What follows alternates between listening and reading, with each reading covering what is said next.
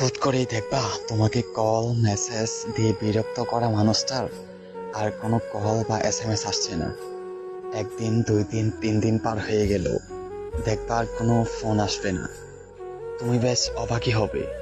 তোমার খবর না নিয়ে যার পেটের ভাত হজমতো না, রাত পার হতে চাইতো না, সেই মানুষটা কিভাবে কোনো প্রকার খোঁজ না নিয়ে নিশ্চুপ হয়ে আছে। যার যন্ত্রণায় তুমি ফোন সাইলেন্ট মোডে রাখতে, মেসেজ বা কলের অপেক্ষায় সেই তুমি ফোনটা নর্মাল মোডে রাখবা। কোনো মেসেজের টোন শুনেই দৌড়ে এসে দেখবা মোবাইল কোম্পানির মেসেজ। অনেক ফোন আসবে, কিন্তু তার ফোন আর আসবে না। তুমি যখন তাকে অনেক বেশি ইগনোর করতে, সে তখন একটু একটু করে কষ্ট সহ্য করে নিজেকে বুঝিয়েছিল একতরফা ভালোবাসা আর না। সে বুঝে গিয়েছিল যেখানে নিজের দাম নেই, সেখানে বারবার গিয়ে অবহেলার পাত্র হওয়ার কোনো দরকার নেই। সবাই নিজের ভালোটা বোঝে, কেউ একটু আগে বা কেউ একটু পরে।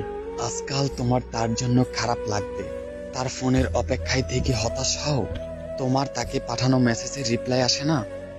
সৃষ্টিকর্তা পৃথিবীর বিচারকদের মতো নন, তিনি সঠিক বিচারই করেন। আজ তুমি কষ্ট দিবা, তো কাল তুমি সেই কষ্টটাই ফেরত পাইবা। পাইবা, কোনো ছাড় নেই। আসলে সত্যি বলতে একটা কথা কি জানেন, আমরা যাকে বেশি মূল্য দেই, সে আমাদের মূল্য বুঝতে পারে না। তবে যখন আমরা ওই মানুষটাকে হারিয়ে ফেলি, তখন সবাই ওই মানুষটাকেই খোঁজে, যে কি চেয়েছিলাম আর কি পেয়েছি। ধন্যবাদ সবাইকে।